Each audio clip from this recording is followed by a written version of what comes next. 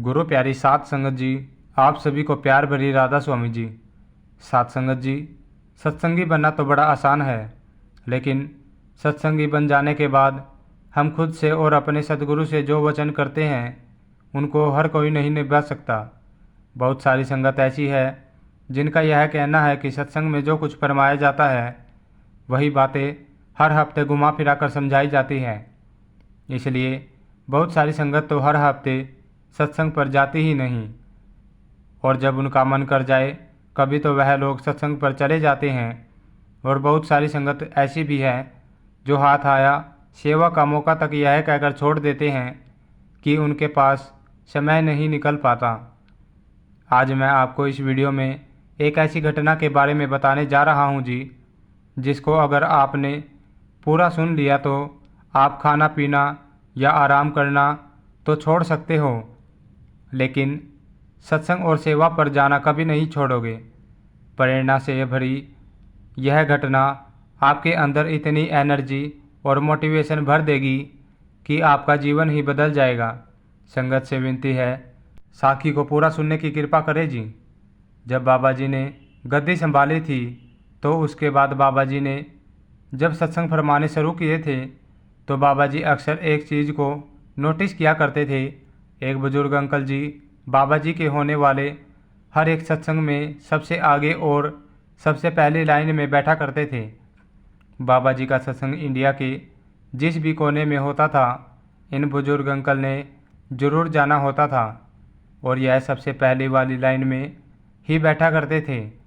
और दूसरी चीज़ बाबा जी ने यह नोटिस भी की थी कि जब बाबा जी सेवादारों को दर्शन दे रहे होते थे तो यही बुजुर्ग अंकल हमेशा सेवादारों की लाइन में बैठे होते थे।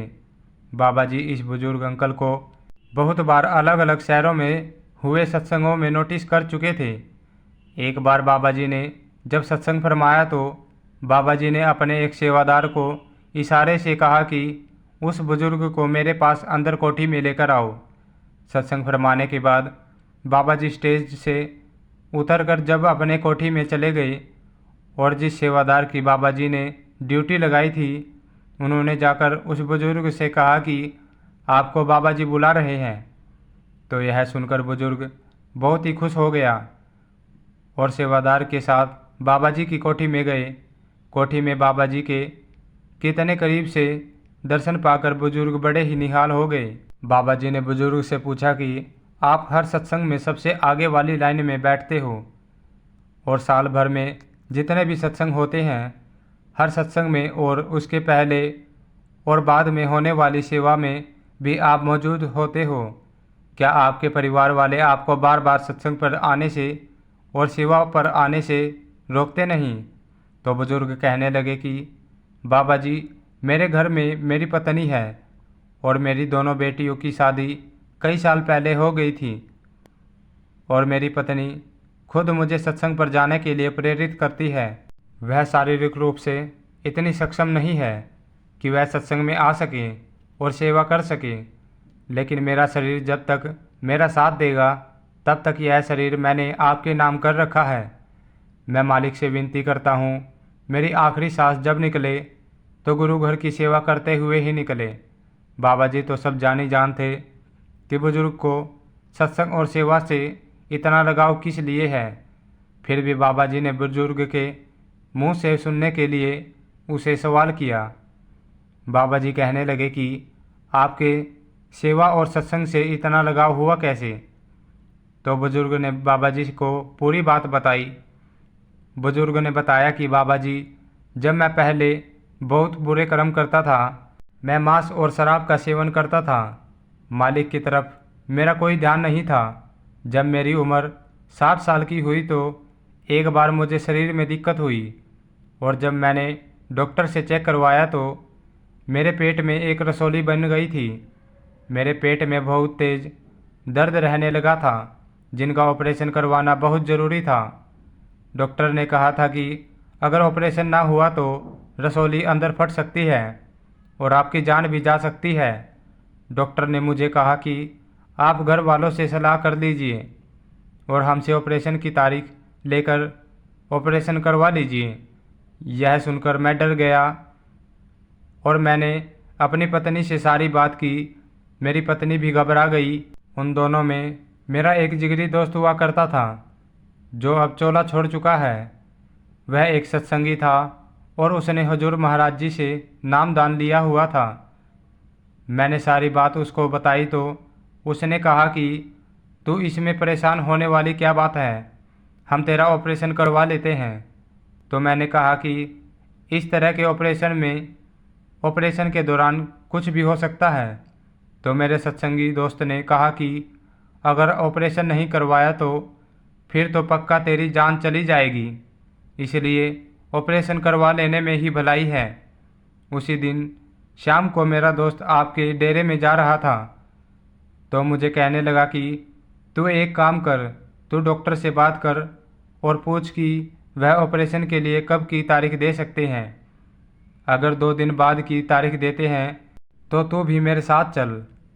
तो मैं डॉक्टर से उसी दिन बात की और बाबा जी आपकी ऐसी कृपा हुई कि डॉक्टर ने मुझे 3 दिन बाद की तारीख दे दी।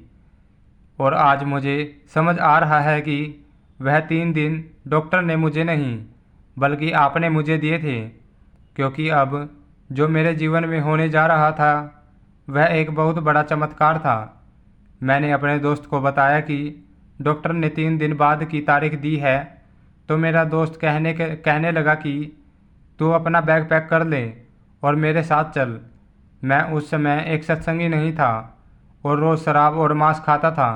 तो मैंने अपने दोस्त से कहा कि भाई लेकिन मैं तेरे जाने के लायक नहीं हूँ, तू तो जानता है मैं रोज़ क्या करता हूँ। तो मेरे दोस्त ने मुझे समझाया कि भाई अगर तुझे आज पहली बार डेरे जाने का मौका मिला है तो तू कुछ मत सोच और मेरे साथ चल। तो उसके बार बार कहने पर मैं यहाँ आ गया और वह पहली बार थी जब मैं डेरे आया था और उसके बाद मैं डेरे का ही रह गया। मैंने आपका सत्संग सुना और अपने दोस्त को जब मैंने सेवा करते देखा तो मैं भी डेरे में थोड़ी देर सेवा कर दी और 2 दिन के बाद हम दोनों वापस अपने घर लौट आए। फिर 3 दिन के बाद मैं अपने दोस्त और अपनी पत्नी के साथ अस्पताल में गया, क्योंकि उस दिन मेरा बहुत बड़ा ऑपरेशन होना था। मैं घबरा रहा था। डॉक्टर ने ऑपरेशन से पहले मेरी पूरी जांच दोबारा से की। मेरे पेट को स्कैन करने के लिए डॉक्टर ने मुझे एक लैब में भेजा और कुछ देर के बाद लैब वालों ने मेरे हाथ में स्कैन की रिपोर्ट दी तो मैंने डॉक्टर को जाकर दिखा दी। स्कैन की रिपोर्ट आने के बाद डॉक्टर कहने लगे कि आप हमसे मजाक कर रहे हैं। तो मुझे कुछ समझ नहीं आया। डॉक्टर कहने लगा कि अगर आपने कहीं और से ऑपरेशन करवा लिया है तो आप फिर से ऑपरेशन करवाने किस लिए आए हैं। यह सुनकर मैं हैरान हो गया और मैंने डॉक्टर से कहा कि यह आप कैसी बात कर रहे हैं। तो डॉक्टर ने मुझे स्कैन की रिपोर्ट को कंप्यूटर में दिखाया और कहा कि यह देखो, आपके पेट में जो 3 दिन पहले रसौली थी वह अब निकल चुकी है, वह अब आपके पेट में नहीं है। इसका मतलब साफ है कि आप ऑपरेशन करवा चुके हैं। मैंने उसी समय अपनी कमीज ऊपर करके अपना पेट दिखाया और मैंने डॉक्टर से कहा कि यह आप कैसी बात कर रहे हैं, क्या आपको मेरे पेट पर कोई चीरे का निशान दिख रहा है। जब डॉक्टर ने गौर से देखा तो डॉक्टर की आंखें फटी की फटी रह गई। डॉक्टर को लगा शायद लैब से रिपोर्ट गलती से बदली गई है। डॉक्टर ने लैब में फ़ोन किया तो लैब वालों ने अच्छे से चेक करने के बाद कहा कि रिपोर्ट एकदम सही है। डॉक्टर ने मुझे उसी समय दूसरी लाइन में भेजा, क्योंकि डॉक्टर को यकीन नहीं हो रहा था कि 3 दिन में एक बड़ी रसौली अपने आप गायब कैसे हो गई। जब दूसरी लैब से रिपोर्ट आई तो उसमें भी रसौली नहीं थी। अब डॉक्टर और मेरा मन चकराने लगा था। बाहर मेरे दोस्त और मेरी पत्नी को जब यह बात पता चली तो वह भी दंग रह गए। डॉक्टर को अब भी यकीन नहीं हो रहा था तो डॉक्टर खुद मेरे साथ तीसरी लैब में गया और वहां डॉक्टर ने अपने सामने फिर से स्कैनिंग करवाई, लेकिन कंप्यूटर में देखने पर रसौली कहीं नहीं दिखाई दी। डॉक्टर कहने लगा कि ऐसा चमत्कार तो मेरे पूरे करियर में भी कभी नहीं हुआ, और मैं नहीं जानता कि आखिर यह हुआ कैसे।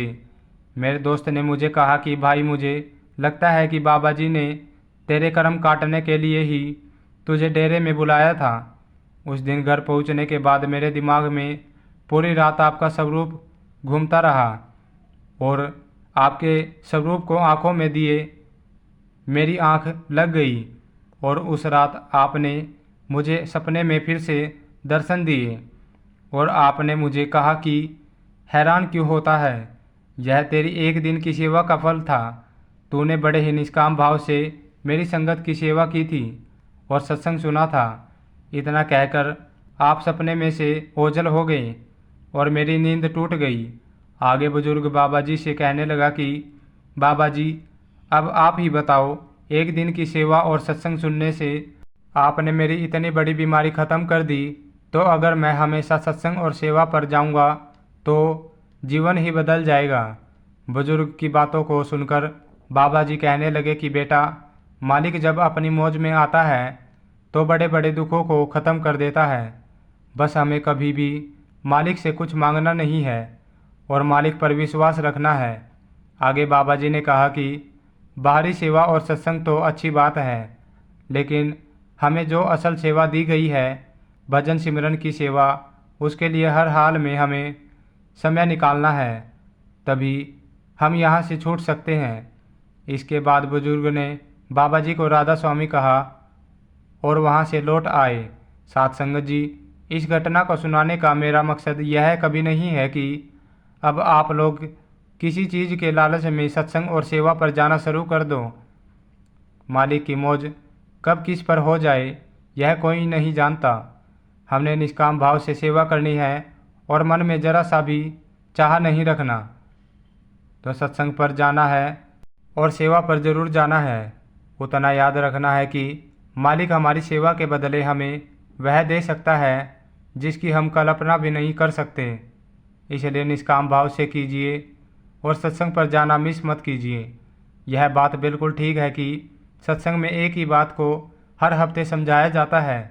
ऐसा इसलिए क्योंकि जब एक ही बात हमारे दिमाग में बार बार डाली जाएगी तो हम उस पर अमल करने लगते हैं। जैसे एक बच्चे का जब एग्ज़ाम होता है तो वह एक ही सिलेबस को 20-20 बार पढ़ता है। ऐसा इसलिए क्योंकि बार बार पढ़ने से वह चीज़ दिमाग में बैठ जाती है और एग्ज़ाम देते समय आसानी होती है। जैसे हमें जीवन के लिए हर रोज़ खाना खाने की ज़रूरत होती है, ऐसे ही परमार्थ में तरक्की पाने के लिए हमें हर रोज़ सत्संग सुनने की भी ज़रूरत होती है। इसलिए सत्संग पर हमेशा जाए और सेवा का मौका मिले तो ना छोड़े जी। इसी के साथ मैं आपसे विदा लेता हूँ। कमेंट में राधा स्वामी लिखकर अपने शहर का नाम ज़रूर लिख दीजिए जी, जिससे कि हमें पता चल सके कि बाबा जी की संगत शहर के किस किस कोने से हमारी वीडियो देख रही है जी। मिलते हैं नेक्स्ट वीडियो में, तब तक के लिए राधा स्वामी जी।